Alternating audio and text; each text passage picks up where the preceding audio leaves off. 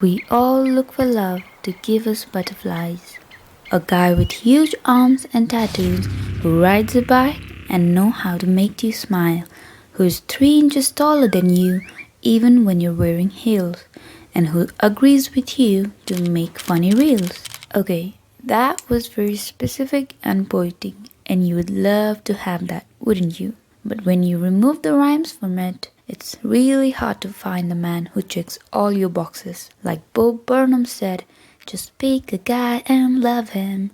Working in a hospital, I've seen 2 types of families. One that breaks during the tough time and turn against each other, and the other that holds hand even tighter to get through the storm. You can easily see which one you belong to when difficult situations arise, like someone getting seriously ill, or financial difficulties, or just general life throwing stones at you. There was this couple, and the wife was near the end stage.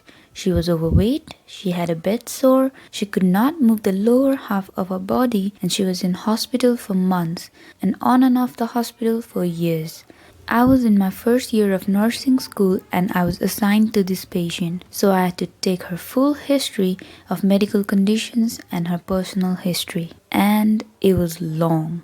Of course, the patient could not tell it all herself, so her husband stepped in. Later again, a group of medical students asked her about her history, and her husband, with the same energy as before, told everything without missing a detail.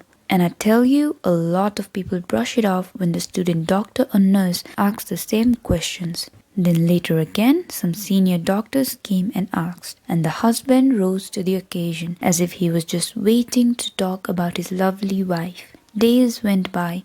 The patients adjacent to her bed were discharged and someone else occupied the bed. But every time the husband had the chance to introduce himself and his wife, he did it with the enthusiasm of a child, like the world should get to know how amazing she is.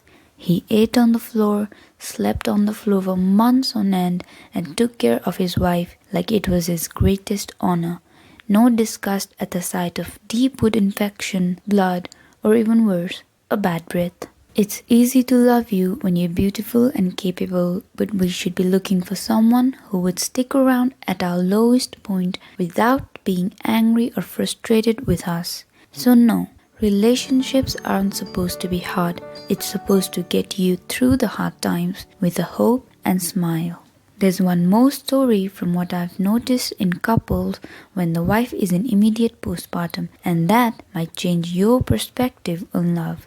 Stick around so you don't miss the positivity. Take care. See you in the next video.